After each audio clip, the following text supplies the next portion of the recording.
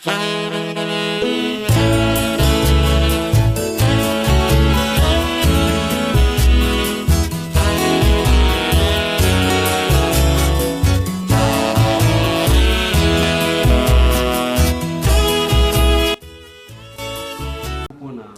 à nous, on a opé si biso. Ou ba confusion les alaki mingi. Ok. Pour la bino bolobi que papa Simon Kimbango ndeze là elobi. Vous avez dit c'est le chemin de la vérité. Est-ce que biloko wana bozolo ba penza bato ba kondimango penza po ba bana bazolanda bandimela kayete. Bena bino eloko nini conviction nini bino bozana ngo que Simon Kimbango yende chemin ya vérité. Mais eloko wana soke moto andimi yango te po yango tolobi ke poso moyendo azali mutu moko toyebi te ndenge nini biso tokoki koloba. Pourquoi bango bandima ke Yesu azali mwana ya Nzambe pe azali Nzambe? Po bayelaki bango na ba Yesu aza na Bible. Yesu azali na Bible. Yango nde bayebi ke. Mais soke batangi na Jean 16 alobi nde. Jean 16 alobi ke na koti Yesu alobi ke na kosenga na tata na ngai. Oui. Atindela bino mokandi mosusu. Oui. Wana ezali révélation. Po balobi ke kombo ya Simon Kimbango eza na Bible te. Eza na Bible te. Bon. Kombo ya Simon Kimbango tokoloba ezali na Bible o ezali na Bible te. Mais na tango déjà Yesu apesi promesse na Jean 16 wana. Te na Jean 14 kuma. Tango déjà Yesu a promettre biso que muntu wana akoya akoconduire mokili na vérité pe na kimia. Na tango ye asili koya. Donc ezali Jésus Christ kaka wana asili koya mais aye na kombo mususu. Aye soso na kombo ya Jésus Christ te. Ndenge nene muntu akoko tsata mbeka alobaka ezandengo na ta. Soko muntu adobe ezali yango te seke Bible top pasola yango ou bien te croire yango soso. Je ne comprends pas. Oui. Mais c'est comme maloba ya nkolo Yesu bazondi milango te. Oui. Comment que yo on demande Jésus Christ que vous considérez que c'est le sauveur. Alors maloba na ye pe ba révélation na ye on lengi ko croire na yango te. C'est que bazolinga kaka azala kaka moto ya poso nini azala mondele po bandi. Non. Bon. Est-ce que moto mwinda okikozala penza na nguya ya Nzambe? Oh, bon. Création ya liboso Nzambe ya sala soko total ya Adam et Ève bazaba yendo. Il faut vous expliquer biso te éviter bango pe ba éviter. Bango pe ba éviter? Moto ya liboso est-ce que azalaki moto mwindo? Moto ya liboso à partir ya Adam na Ève bazalaki bayinda. Wanande tozali koloba yango likolo ezali koyoka mabele ezali koyoka. Adam et Ève bana na ye wana mibale bazalaki bayinda. Mwana ya misato 7 azalaki mpe moyindo. Génération ya 7 ate Noé mpe azalaki noir. Noé, génération ya Noé tozui le père des nations babengi Abraham. Abraham mpe azalaki noir. Bamendele bayende esika nini bango batangaka bien. Bamendele baye à partir ya histoire ya Isaac. Nice. Isaac tango abade mwasi na Rebeka. Baboti bana mibale wana. Esau na Jacob.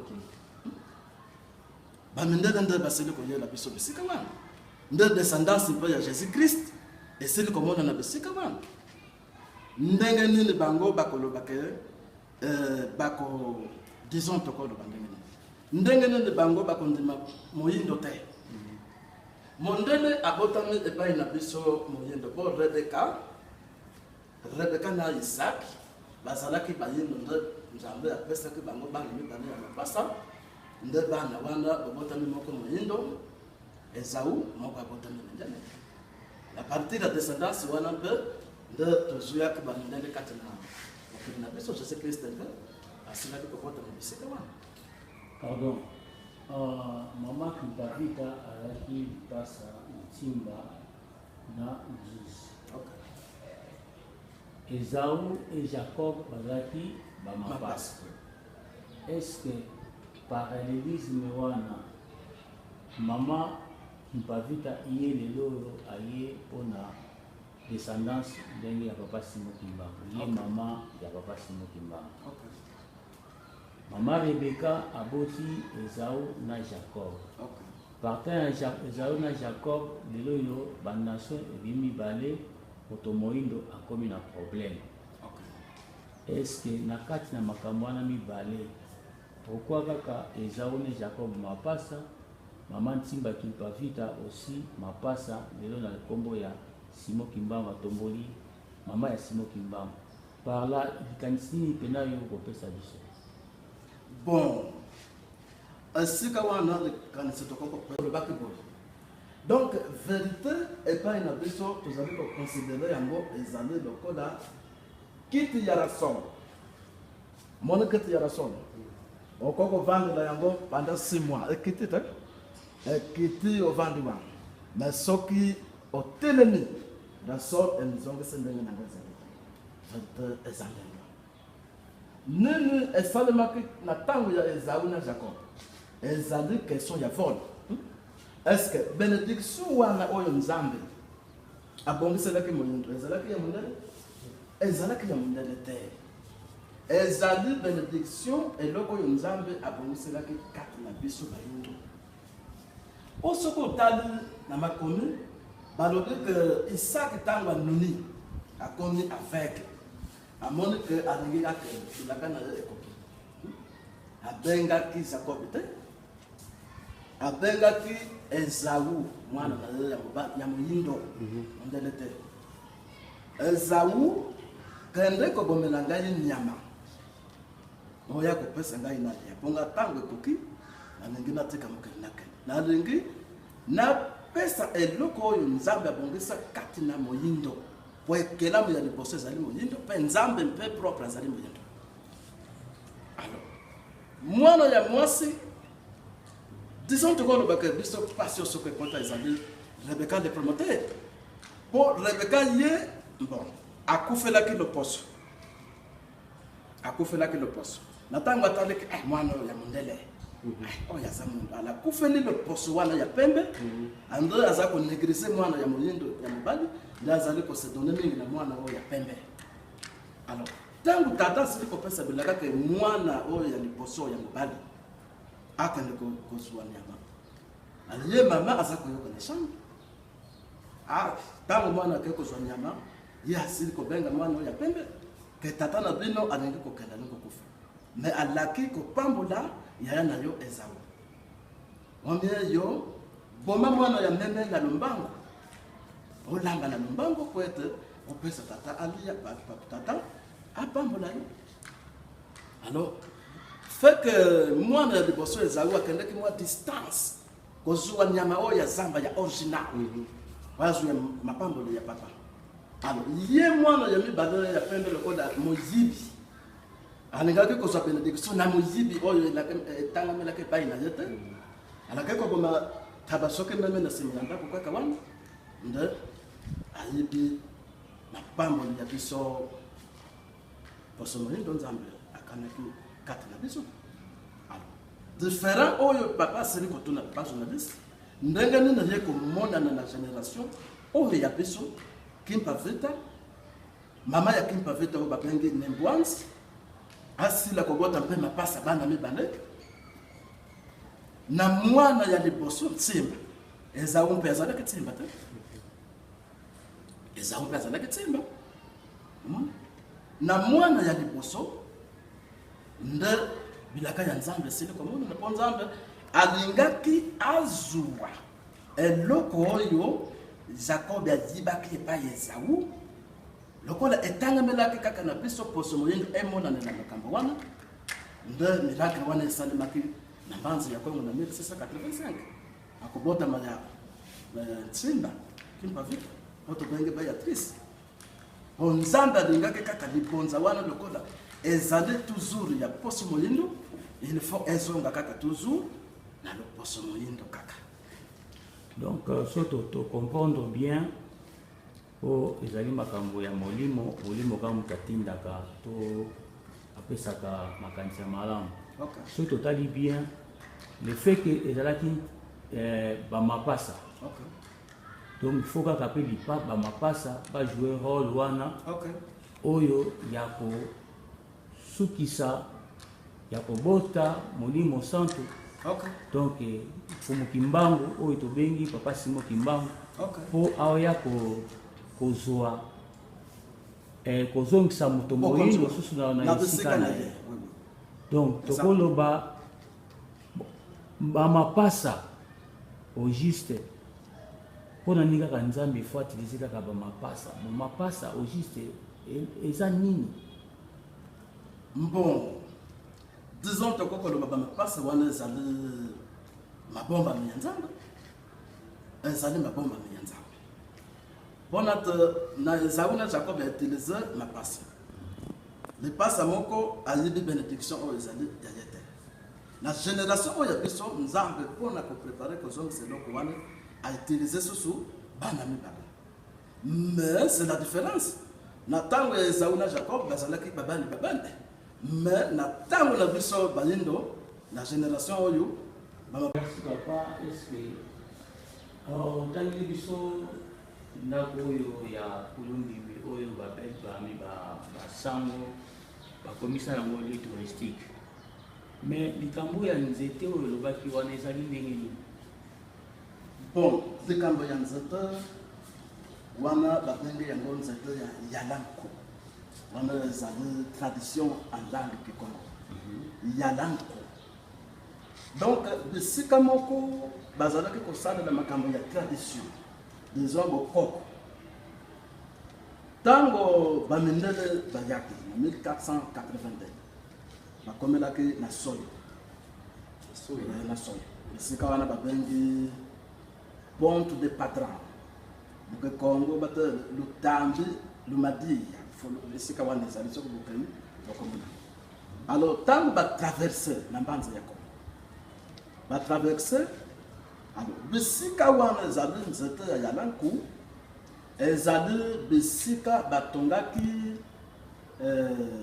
disons tokoloba soki mutu asali mbeba awa na Congo démocratique soit na Brazzaville soit na Gabon soit na Cameroun na Angola bakomema ye te kuna bisika ro azali.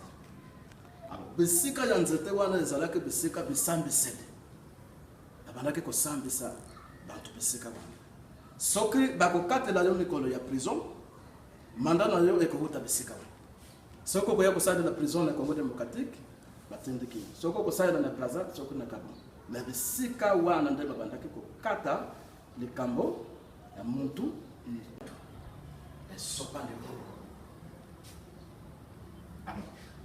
ezali nzete moko ezali monene mpenza disons na Afrique centrale tena mikeli ya poto bisika wana kaka okomona nzete wana ata ozwi mbuma kokolo na yango ekokota te ezalaki kolakisaka signale na kala ndenge nini soki etape ya nzete ekatani mamuka ekwei na prince ou bien mambo manengo ekwei eza bo rendre compte que ezali na mokonzi moko kati na royaume Congo soit akokufa soit aza konama na bokonzi ezalaki kolakisaka signale. Alors à partir ya bakoko na biso bamindele disons bakoko na biso à partir ya bamindele kodétruire mama ya Simon Kimbangu oyo tobenge mama Beatrice Kimbavita partir nzambe asidikaki wana nguya wana etikalaki lisusu te comme lelo soko kokata masolo makila ezande akokende mpe lelo moni mpe nzete ekoyi mpe na balabala. Bon likambo ya nzete ezali kaka na signification makila kaka nde nzambe abongisa mamuke. Alors ezalaki le 28 juin 2006 Mundele catholique, évêque catholique. À Monique, nous étions dans le bébé, parce que Babylone, comme on dit, nous étions mandef boy. Nous étions mandef. La Kebenga, disons tout le gouverneur. À Bengue, tout le monde nous était comme ça, comme to kata ba mandef wana to kata. Bantu ba pekisi ba lobeke boko kata te. bakataka yango te ezali interdit banda bakoko na biso banda de première étoile azalaki soki esali ndenge wana yango moko bamandefu wana soki umede ekokwaya yango moko ezaka bino bomata bokata mandefu wana na machette disons soki na bino alors bango batiaki teti mondele catholique na disons gouverneur tokobenga bapesi ndenge sa bakate nini tango bakati disons eyambo signal ya liboso za balakisaki na mbanza ya Kongo bambula ya makasi ebetaki periode wana na 2006 banzate kokweya ya kanda donc mopepe ya makasi batole ya ndako kokima alors bato oyo bazali na bangomba ya molimo disons nzambe asilikaki bamilimo esandaki na bangomba disons mpo na nini bakati nzete wana ya yango. Alors, 3 mois après, événement, administrateur, nous conduisons au Bakati Sakinzete, na mondele wana catholique, bakendeki na Luanda, bakendeki na mission. Alors, na kosonga na bango, bamiponika kakeba lampe avion moko. Na avion moko mpe baponika kakeba banda kiti moko. Tango bakomi na mbanza ya Congo, très bien. Avion tango kiti na piste. Pine ya avion elongwa ekimi na kati ya piste tango pine ekimi avion ebongisi équilibre tango ebongisi équilibre kei kotuta na nzete ezalaki wana epasuki na avion epasuki en deux parties tala miracle ya nzambe mpo koyeba te nzambe azali moto basakanaka na ye te basika avion epasukelaki na chambre wana kaka bakonzi wana mibale bavandaki mondele wana ya catholique na gouverneur. Donc disons gouverneur de biso to benga kaye administrateur. Donc notre chef de la cité. Et parce que kaka besika na chambre bango bavandaki. Donc bango mi bade panzana ke mabe irrécupérable na kata ya report. Mososo lokolo kuna mososo loboko kuna banza ya Kongo ndingano balobeke mona bakwesa ki mibeko ya nzambe bakata ki nzeto ya bokoko na biso ya yalangu. Le lokola ndenge babebisa makambo na biso ya kulu mbimbi bazako continuer toujours dans la réponse ya nzambe. Ezala que le 28 juin 2006 de avion ekoyaki kati ya mbanza Kongo. Alors nzete wana ezali nzete ya miracle ndenge kulu mbimbi. Donc ezali biloko bisika mibale ya bokonzi na biso bayindo bisika wana pe Papa Simon Kimbangu en personne tango botami akoma bisika wana na bisika batongana kulumbi na bisika wana yetete ya Papa Simon Kimbangu en personne. Pardon Papa Simon Kimbangu yanga ni otoza na yeye Papa Simon Kimbangu o azaka na boloko awa na Oui. Papa Simon Kimbangu o wa Le Papa Simon Kimbangu bon. So il a posé bongo question to yebi ke azali mutumoko. Mais na période na otoningo baki ezaki na période oyo Papa Simon Kimbangu azali na prison to Papa Simon Kimbangu oyo toza na lelo awa. Oui, ezali Papa Simon Kimbangu oyo nzoto ya liboso. OK. Oyo azalaki na prison. So ya 1921. 1921. OK, merci. Bisika wana meme ezali nzete wana bisika ya kolumbimbi aniata bisika wana Nyata bisika wana. Oui. Est-ce que vous avez beaucoup de année bien Wana ezali déjà avant 1921. Avant kokamata na ye. Tango azalaki kosalaka ba miracle kolonga nsanda, komona kay Angola, komona kay boye. Bon, disons na ba miracle ya bandaki komona na kate akayete net akoti na camion azako kende kuna. Na ba miracle na ye spirituel. Bantu bakolamba ba mona ko Papa Kimbangu azaja kolala bisika wana. Akumija wandenge ni mutavandaka na Congo démocratique. Ah, ok. Donc tokoloba période ya Papa Simon Kimbangu alaka na Mbanza Okay. tango atiki tango ba belge bazolanda ye Okay. akimi kobomba bana Mbanza Okay. to ya 3 mois. Okay. C'est son période ya période wana ndi ya mwa za okende. Te Mbanza Kongo. Oui. OK, merci. Nzete wana tilelo ezali. Nzete wana telelo ezali. Donc soko comme bisika wana esika nzete wana ezali yo moko ko comprendre que nzambe azana mabomba mingi Donc ezali nzete ekoko fenika aba nyonso finiki yango. Donc ezali nzete ya monene. Afrique nyonso okoko mona yango te. Même au niveau du monde. Merci papa na oyo nyonso opesi biso. Na makasi na yango faut ebima na makasi. Mboka ya Lubumbashi ezali mboka ya makamsi ya Nzambe. Disons mokolo tozali kosala na papa représentant tolobaki même ezali mboka même origine ya papa Simon Kimbangu. Pona nini ezali mboka oyo papa Simon Kimbangu asali ba makamsi ebele na bambula oyo malgré la esclavagisme na prison ya Bamilele. Asali ba makamsi ebele. Alors biso disons ndenge tolobite papa Kimbangu c'est la vérité et le chemin de la vie. Na lingomba oyo biso disons ndenge tolobi que na banzembo oyo biso toyembaka na 100% ya banzembo na biso 80% okoyoka kombo ya papa Simon Kimbangu na kati na mabondeli na biso na 100% ya mabondeli 80% ya mabondeli okoyoka kombo ya papa Simon Kimbangu ezali kati na mabondeli na biso. Alors yango na 2013 non na 2009 Nzambe apesaki biso révélation que alobi que bokoki kosambelaka kaka kombo ya muntu te okoloba kombo ya muntu okoyemba kombo ya muntu oyo boza koyeba te bisika nini na nini oyo ye asalelaki bamakambusi na ye mpe boyokaka kaka na il faut yambo ya liboso bokende na mboka ya Nkamba esika batia nzoto na ye bokende mpe kozwa makambo oyo eza kuna ya spirituel oyo kopesa bino bénéfice na liboso bozali kokende. Alors soki bolongwe na mboka ya Nkamba ndenge bakokende na Lubumbashi bisika amonela passe dira 30 ans asalela mpe bamakambusi ya minene bisika mpe batiaki nzoto na ye yambo liboso avant nzoto ekende na kilombo ya Nkamba.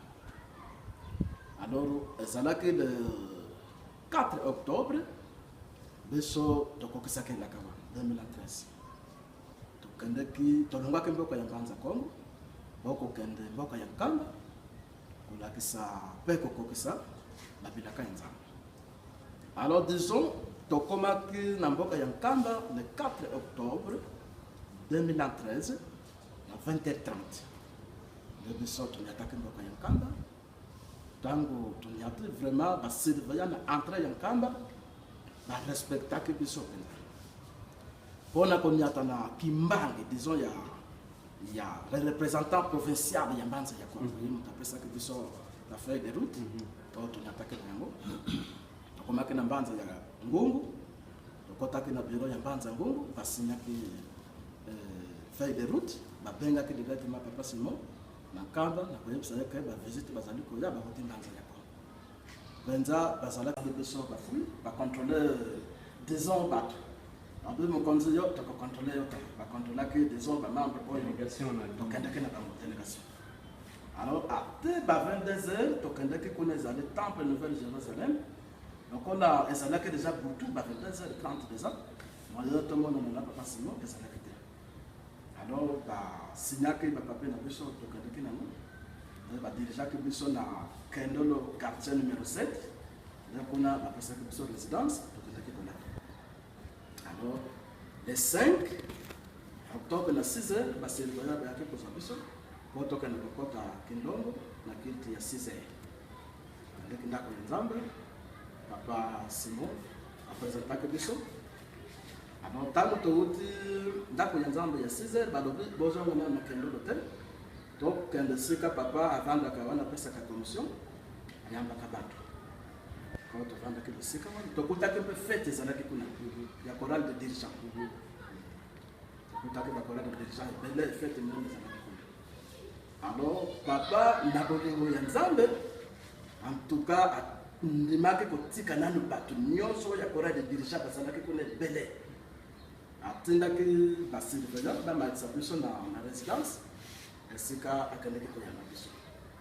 le désert du temps benza ndimaka kotika na bato nyonso bazalaki kuna na se ameni biso kuna ndoto yango alobaki biso kosololaki durant désert du temps benza le asengaki susu esquisse azongi lisusu korejoindre bato napesaki biso bato oyo bakendaki kokotisa biso na kindongo objectif oyo ememaki biso na nkamba tokende tokota na kindongo esika batiaki ntoma oyo ya biso tozwa mpe makambo ya molimo oyo ezali kuna ezali bénéfice na biso alors nde tokendeki papa mbenzaki angani na basurveillant mosusu bakotisaki biso kindongo enza ezalaki esengo mingi yango ntango ya biso kozonga na mbanza ya kongo nzambe amonaki te boke kozwa makambo ezali na kindongo ya liboso kindongo ya mibale deso kindongo ya liboso ezali na lubumbashi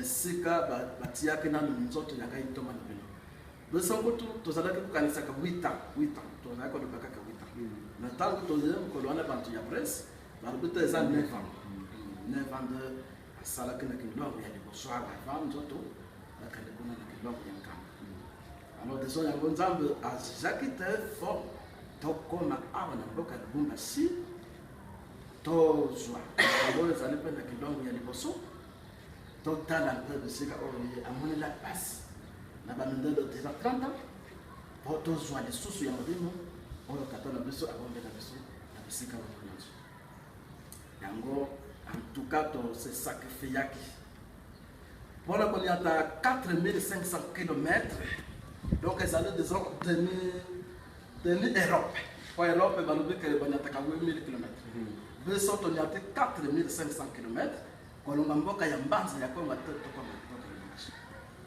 vraiment avec beaucoup de souffrance mais le code ezalaki objectif tokota mboka ya lubumbashi totala bisika ntoma papa na biso mopikisi na biso amonelaki pasi mpe batiaki ye na jalousie na mitema ya mabe ya bamindele na kindongo wana ya liboso vraiment tosesakrifiyaki malgré beaucoup de difficultés dans cela, beaucoup de difficultés.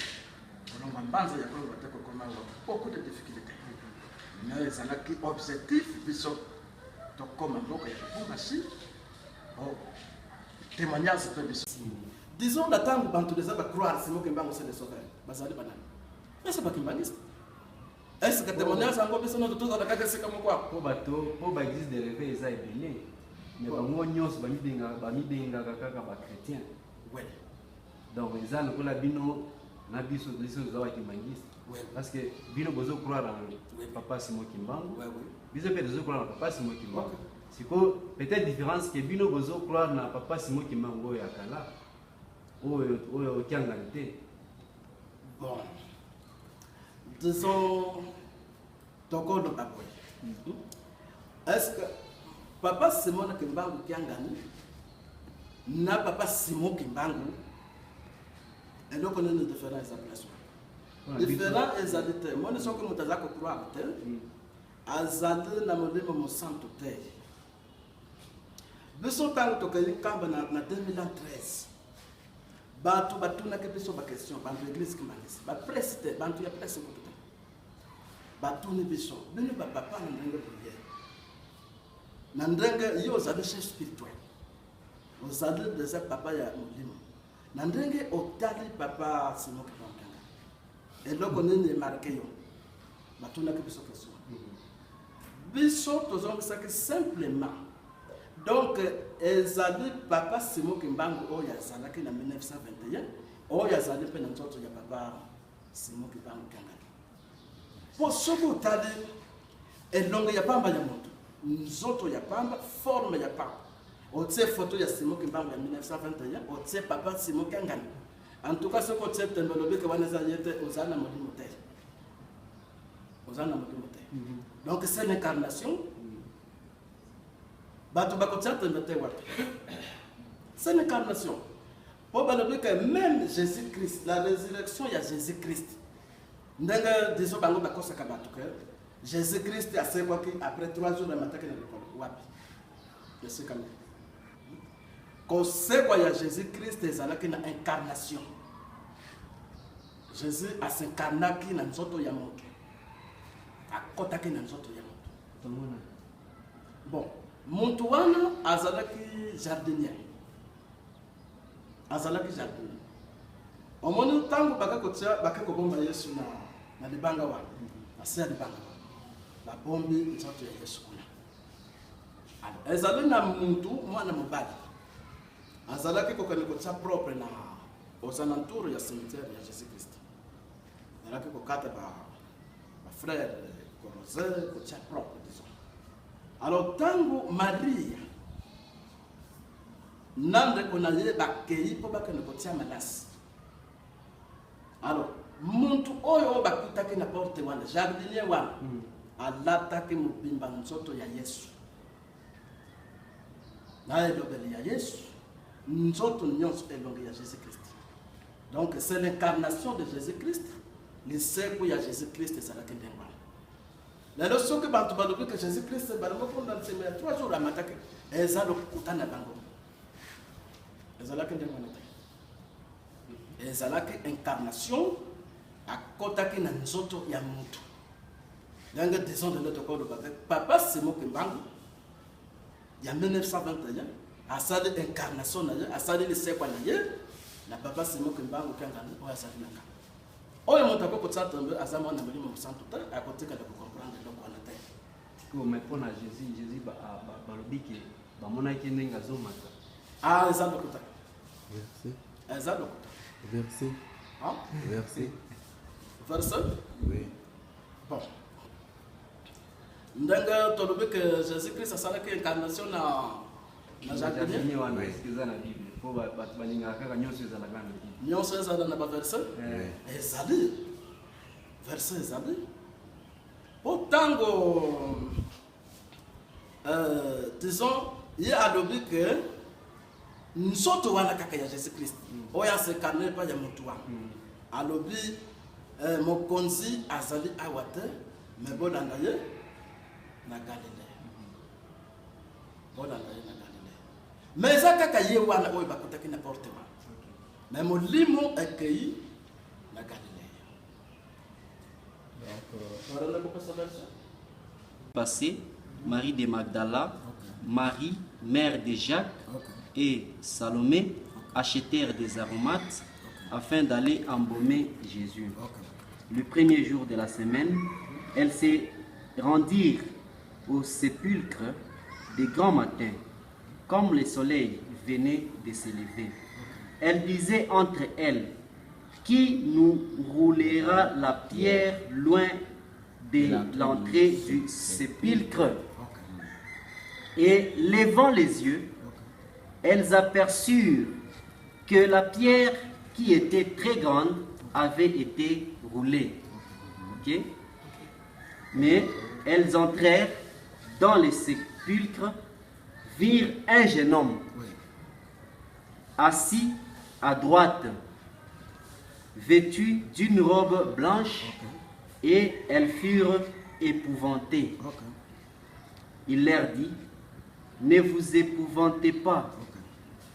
Vous cherchez Jésus de Nazareth, qui a été crucifié. Il est ressuscité et il n'est point ici. Voici les lieux où on l'avait mis. Mais allez dire à ses disciples et à Pierre qu'il vous précède en Galilée. C'est là que vous les verrez comme il vous l'a dit.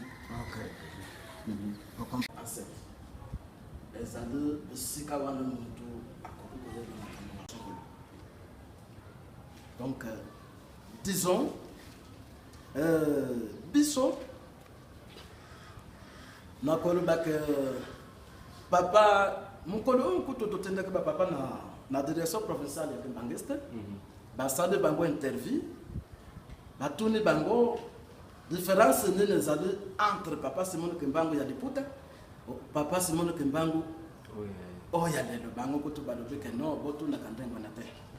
Bolo bakabango que papa Simon Kimbangu ya Liputa na papa Simon Kimbangu oya lelo. Papa Simon Kimbangu azaleka kama ni moko kaka wa. Nde a baluki nde na nzoto mususu. amongwe na nzoto wana asincarne na nzoto mosusu po akontinue kosala mission na ye bilaka na ye oyo nzambe alakaki kati na ye po kopesa na libération na liboso moyendo. Est-ce que molimo mosantu akoki kozala moto po bato bamingomba mosusu balobaki molimo mosantu eza soki mopepe soki moto, est-ce que akoki kozala mpenza moto? Molimo mosantu ezali moto. Omoni soki balobeka ezali mopepe ndenge ezali koleka wa, est-ce que toza komona ngo toza kosentir yango nde mopepe na lile eza kozwa biso mopepe, mais molimo mosantu ezali moto oyo elobaka, eza kotala, eza komona, eza kotambola, ezali molimo mosantu. Moto soki alobeka molimo mosantu azali mopepe kaka ya pamba. Ndenge nene nzambe alobaki ke tuvanga muntu mukifani kyetu, nzambe alobika tosala muntu na lulenge na biso. Soki molimo mosantu ubyo nzambe soki azalaki mopepe, est-ce que mopepe akokoloba ndenge wana? Non. C'est que nzambe azali muntu. Lokona nzambe azali molimo, c'est que molimo azali muntu. Azali yembe nzambe yewa. Lelo tozali kobenga papa Kimbangu molimo mosantu. Est-ce que tozali komona ye na corps physique? Ndenge nini muntu akotia tamba lobeka molimo mosantu ezali mopepe ezali invisible emona na kate. Wananda Ndenge komele na Bible. Ndenge balobeka ngwana na Bible. Ndenge balobeka molimo mosantu za mopepe. Nga mukolo ya leloyo. Oye botami zinga lobi yawa. Donc ba botami mangomba wana pona ko yako étouffer la vérité du Saint-Esprit. Pour emona na terre des hommes. Po ba lobi que Bible yango moko kaka to sakota. Na bango ko pour de prière ko ba yelobi wana. Na ba mangomba wo yakala.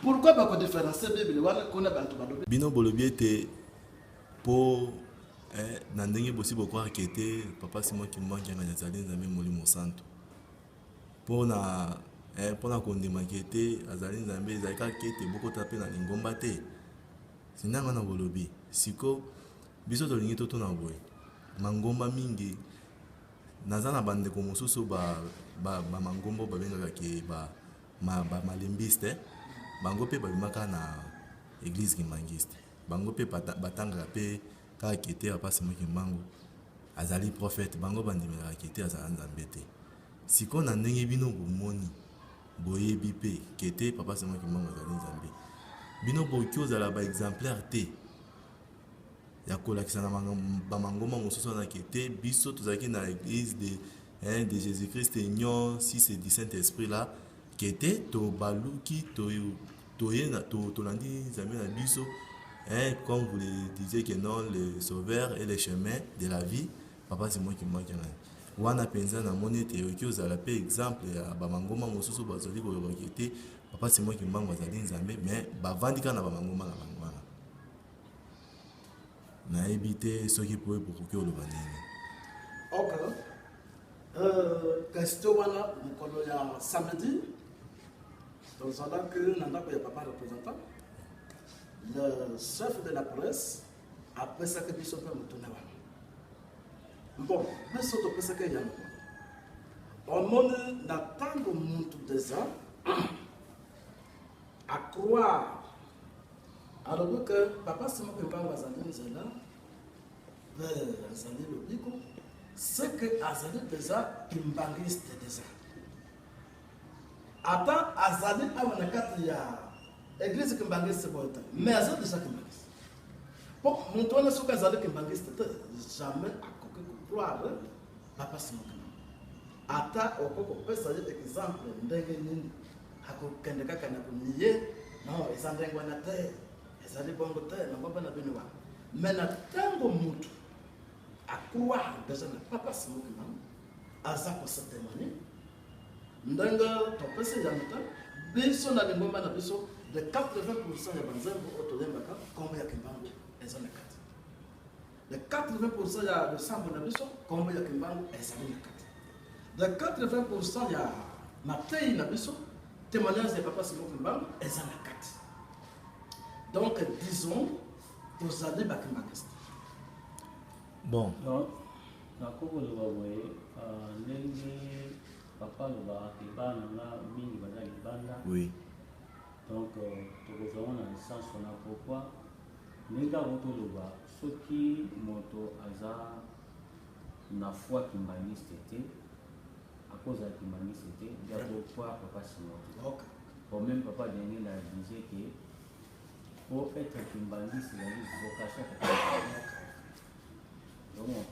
Donc peut-être on a pas complété la sens wana. Mais pour le baboye ils sont dans la physique kimbangiste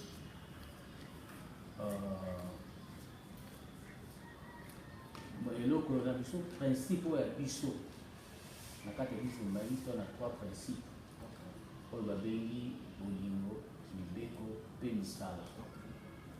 Nayebi te na bolingo mpe mibeko mpe misala na ngambo ya bino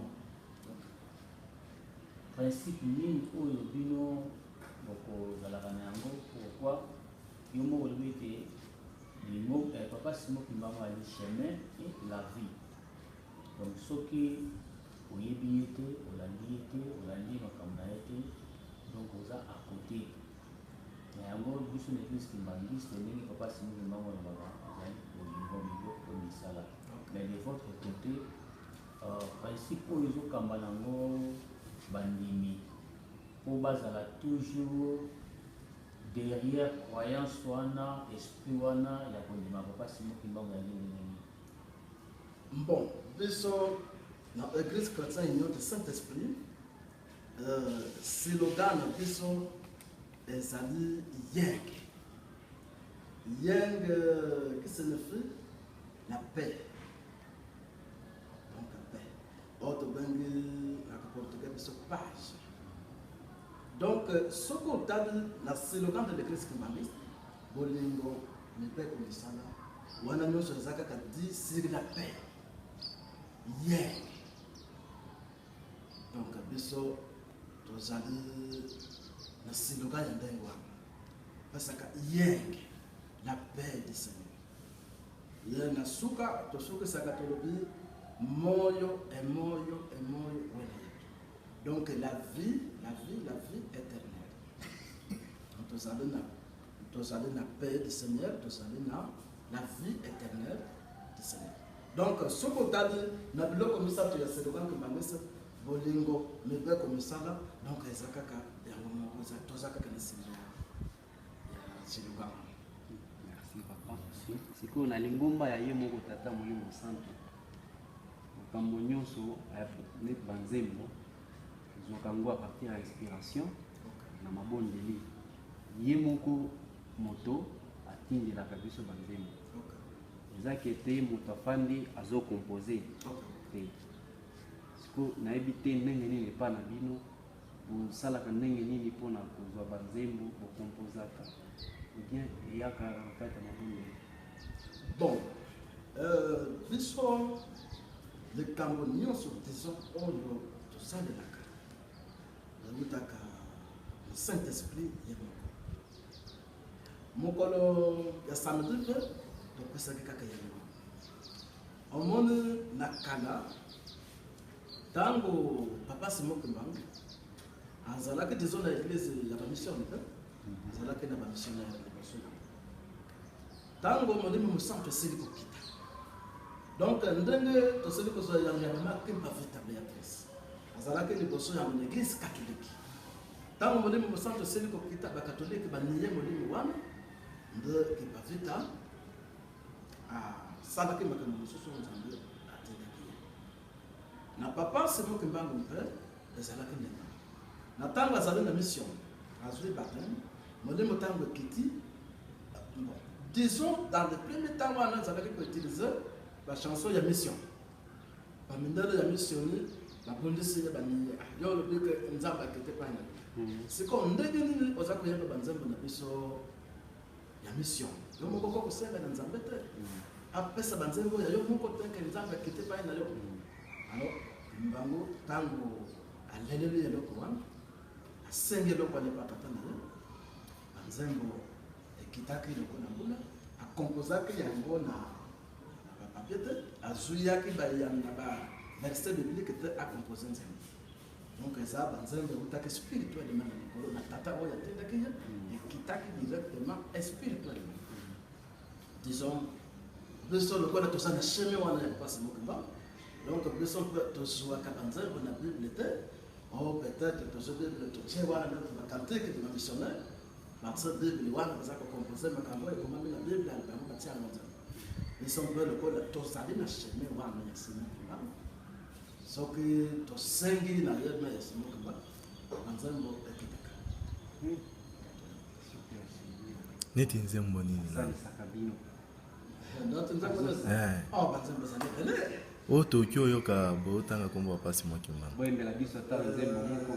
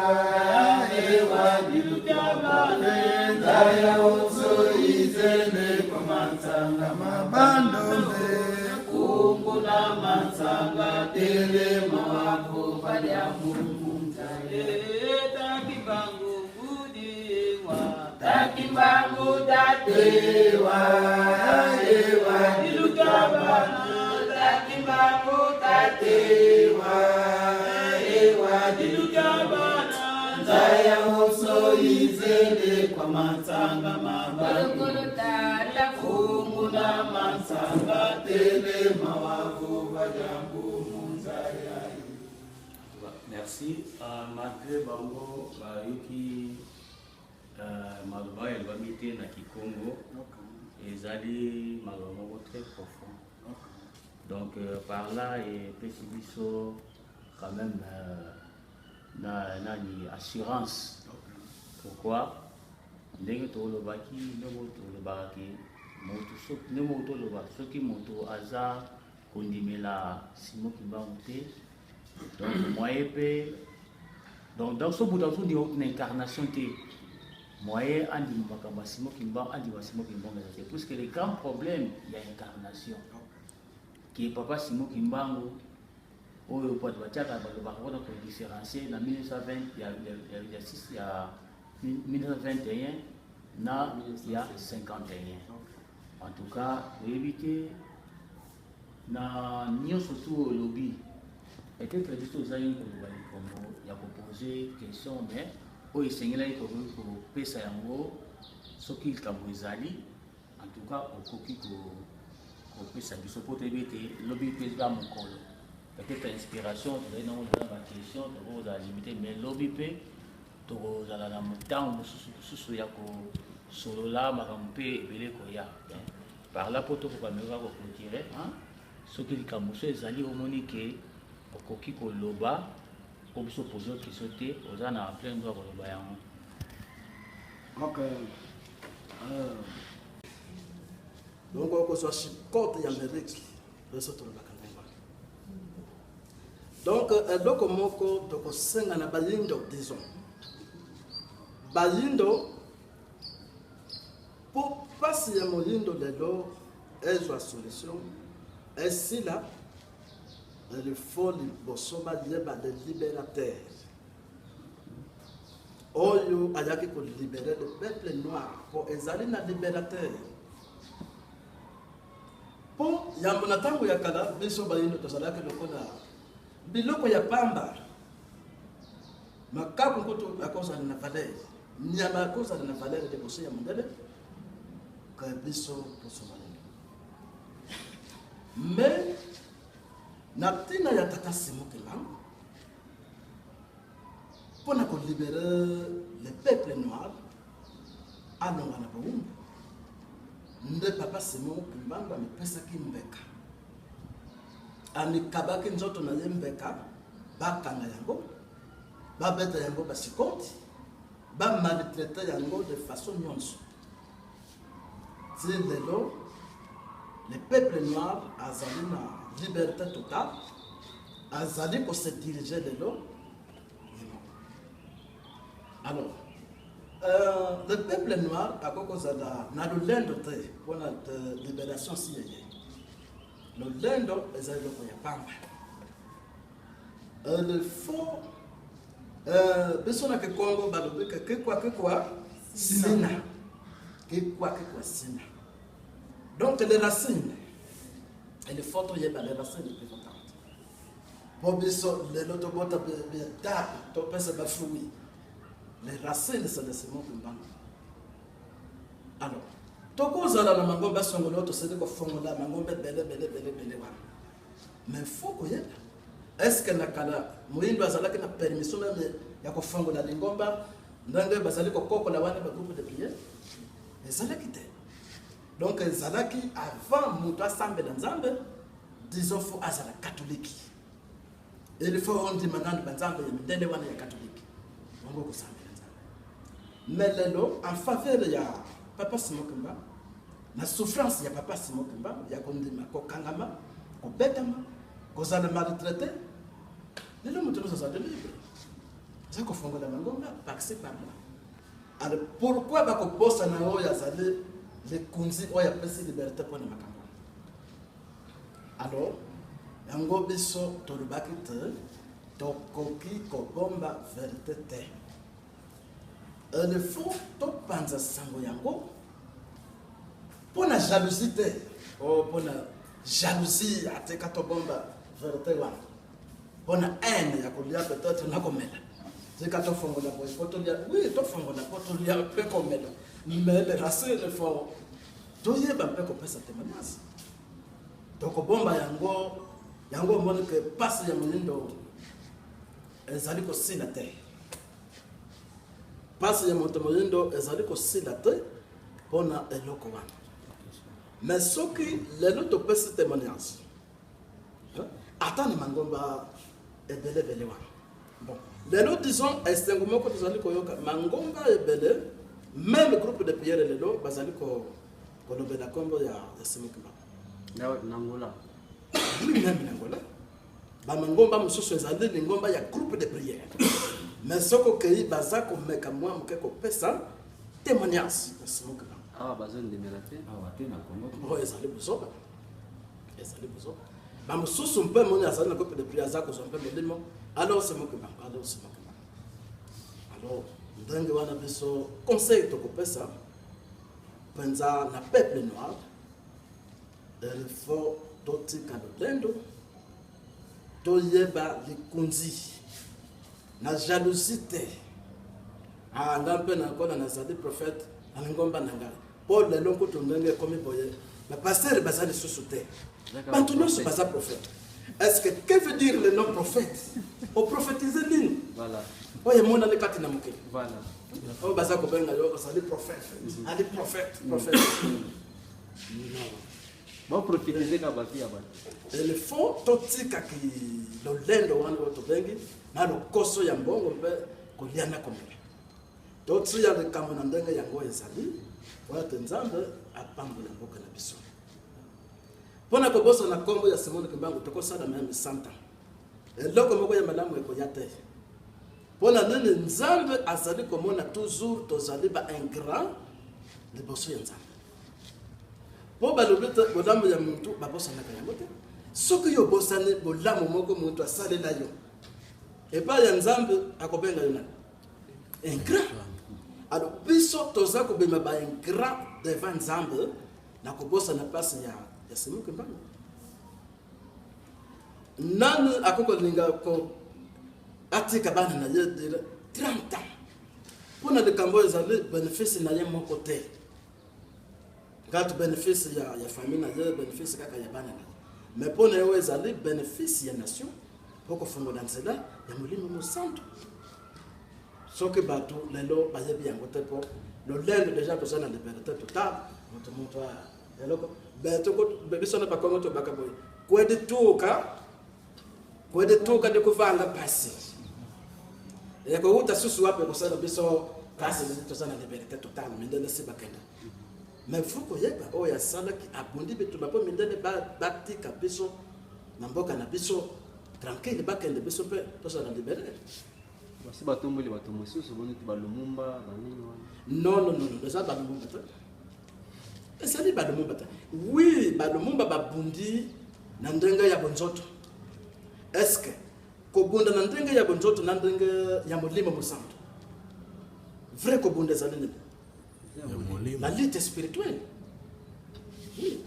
Balumumba wetu kokolo bakay babunda ke na bonzoto. Mais o ya bundi spirituellement. Nano tukutana. Totsala Lumumba de boss. Na ukitata olobi likambo ya Tata Simoki Mbangu ndenga zali